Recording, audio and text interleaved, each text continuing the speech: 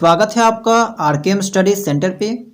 इस वीडियो में हम आपको झारखंड बीएड एंट्रेंस एग्ज़ाम के लिए 2024 में जो सवाल पूछा गया था उसको यहाँ पे डिटेल में एक्सप्लेन करने वाले हैं।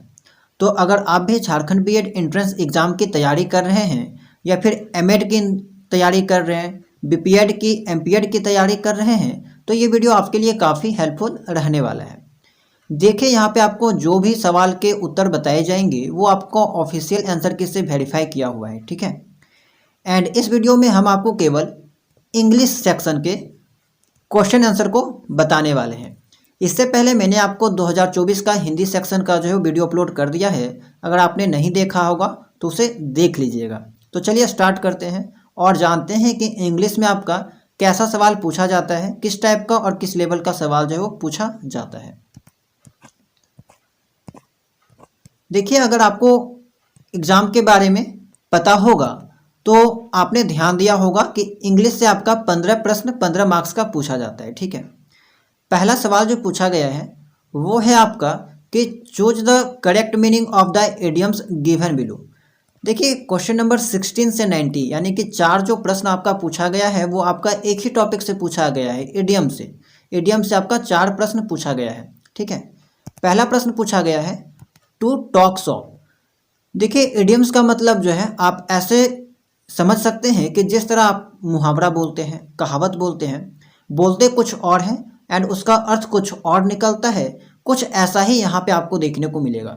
टू टॉक्स ऑफ का अगर आप डायरेक्टली मतलब निकालना चाहेंगे तो इसका मतलब ये होगा कि दुकानदारी की बातें, तो इसका कोई सेंस नहीं बनता है, ठीक है। यहाँ पे लिखा कुछ और है लेकिन इसका मतलब यहाँ पे कुछ और निकलेगा। तो टू टॉक शॉप का मतलब अगर देखा जाए तो वास्तविक मतलब ये होता है कि किसी के रोजगार या फिर व्यवसाय के बारे में बोलना। To talk about one's occupation and या फिर एम्प्लॉयमेंट, ठीक है, तो उसके बारे में बोलना। तो इसके अकॉर्डिंग यहाँ पे जो सही उत्तर हो जाएगा वो हो जाएगा ऑप्शन नंबर बी, ठीक है।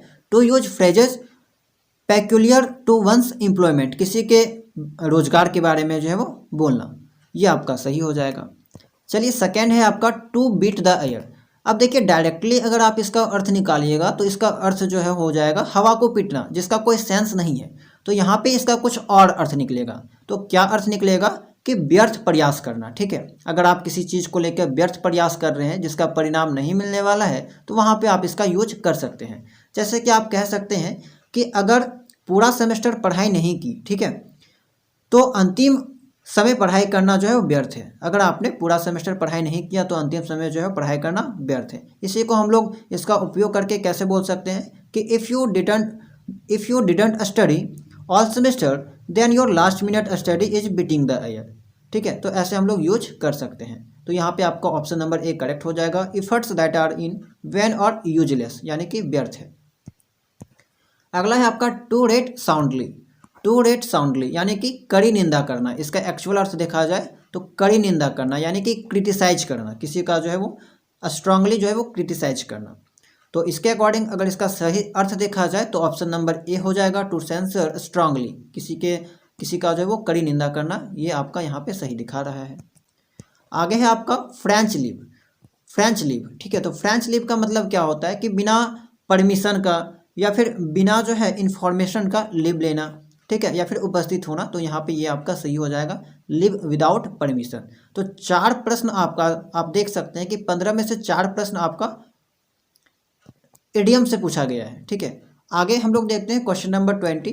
क्वेश्चन नंबर 20 है कि हिज बिहेवियर डैश एनॉय मी। एनॉय का मतलब क्या होता है? परेशान करना, ठीक है।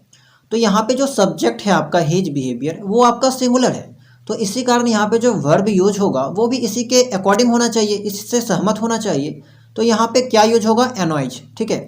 एंड प्रेजेंट टेंस यहाँ पे ये होना चाहिए, ठीक है। तो हिज बिहेवियर एनॉयज मी हो जाएगा, यानी कि हो जाएगा उसका व्यवहार मुझे परेशान करता है, ये आपका सही हो जाएगा। अगला है आपका 21 कि C dash play table tennis since morning. तो यहाँ पे आप देखिएगा कि ये जो वर्ड है सिंस मॉर्निंग वो आपका एक ऐसा वर्ब यानी क्रिया को इंडिकेट कर रहा है जो अतीत में शुरू हुआ था और वर्तमान में जारी है, ठीक है। सिंस मॉर्निंग एक ऐसे वर्ब को इंडिकेट कर रहा है जो अतीत में स्टार्ट हुआ था एंड फिलहाल जो है वर्तमान में वो जारी है, चल रहा है। तो हमें यहाँ पे जो यूज करना होगा वर्ब वो इसी के अकॉर्डिंग यूज करना होगा। यानी कि यहाँ पे हम कह सकते हैं कि हमारा जो यूज होगा वो क्या होगा कि प्रेजेंट परफेक्ट टेंस, ठीक है। तो हैज़ बीन प्लेइंग यहाँ पे करेक्ट हो जाएगा। She has been playing table tennis since morning, ठीक है, वह सुबह से टेबल टेनिस खेल रही है, यहाँ पे करेक्ट हो जाएगा। 22 है आपका, if you dash meet him now he may advise you. यानी कि अगर यहाँ पे कहा जाए तो यहाँ पे होना क्या चाहिए, प्रेजेंट टेंस, ठीक है, सिंपल प्रेजेंट टेंस। यदि आप अभी उनसे मिले तो वे आपको सलाह दे सकते हैं। तो प्रेजेंट टेंस में आपका कौन है, मीट, मीट यहाँ पे करेक्ट हो जाएगा, ठीक है।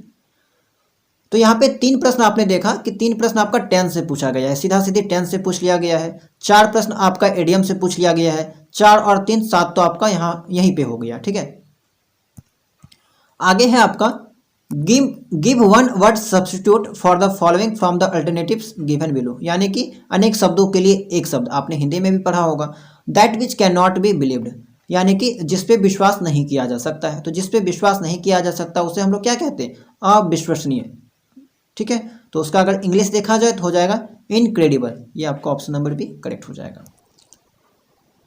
क्वेश्चन नंबर 24 एंड 25 है आपका कि fill in the blanks with appropriate adverbs from the alternatives given below them. यानी कि एडवर्ब से सवाल आपका पूछा गया है, यानी कि क्रिया विशेषण जो क्रिया की विशेषता बताता है। तो I have seen that film, तो यहाँ पे क्या होना चाहिए, तो बिफोर यहाँ पे सही हो जाएगा। I have seen that film before, मैंने वह फिल्म पहले देखी है।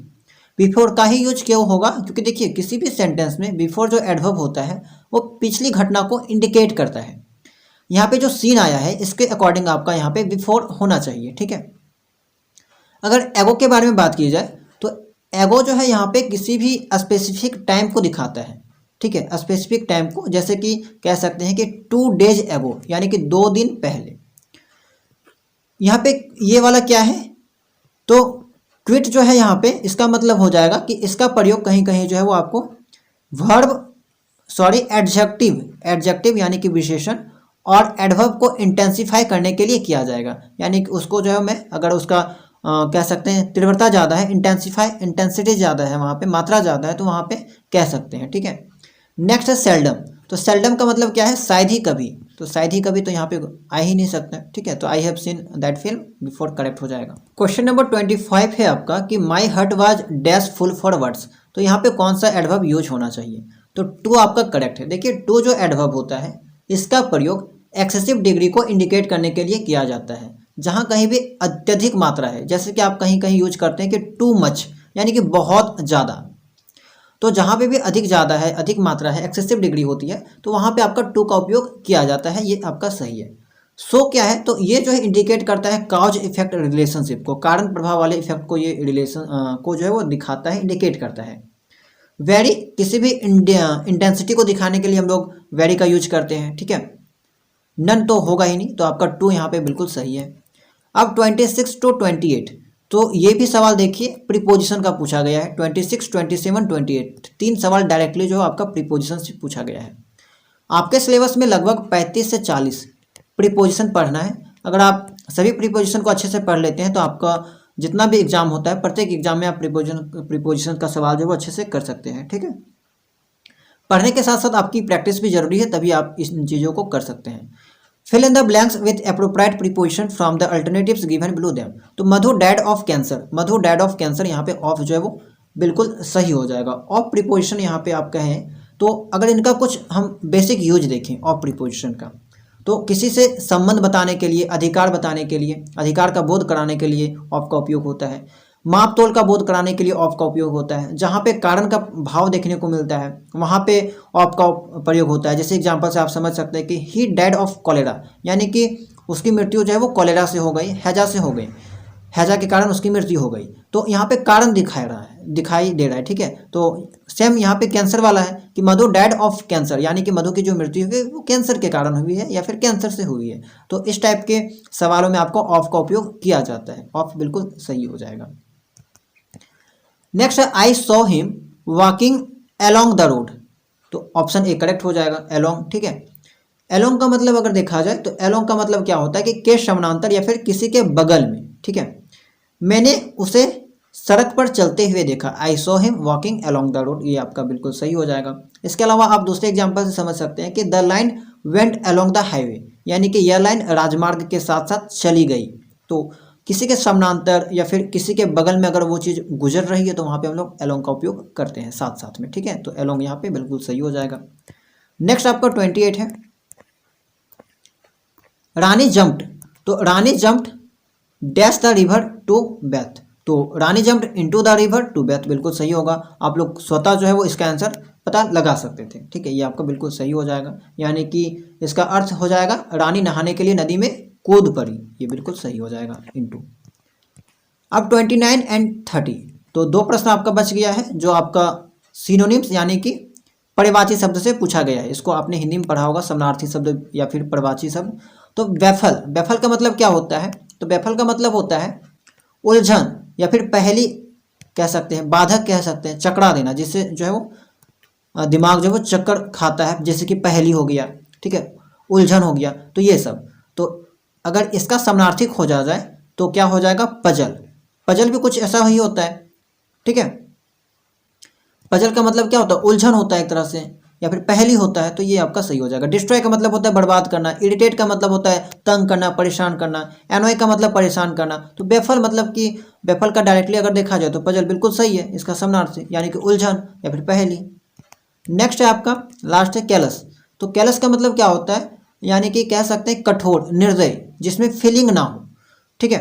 तो जिसमें फीलिंग ना हो उसको क्या कह सकते हैं? अनफीलिंग, बिल्कुल सही हो जाएगा। इसका मतलब भी होता है निर्मम या फिर उदासीन। फॉरगेटफुल का मतलब आपको पता होता है, फॉरगेट का मतलब होता है भूलना, केयरलेस लापरवाह होना, ठीक है। तो ये सब तो होगा ही नहीं, आपका अनफीलिंग बिल्कुल सही हो जाएगा। तो आपने यहाँ पे 15 प्रश्न देखे एंड आपको ये अंदाजा लग गया होगा कि कहाँ से सवाल जो है पूछे जा रहे हैं। सवाल का जो लेवल है उतना भी हार्ड नहीं है।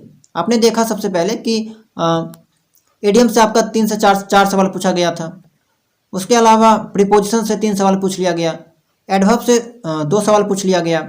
इसके अलावा आप देख सकते हैं टेंस से 3 सवाल पूछ लिया गया। तो कुल मिला जुला के जो है 5 से 6 टॉपिक से ही आपका सवाल पूछा जाता है।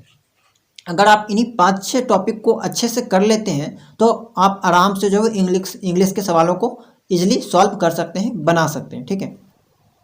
तो आई होप कि ये वीडियो आपके लिए काफ़ी हेल्पफुल होगा, यहाँ से आपको कुछ ना कुछ सीखने को मिला होगा।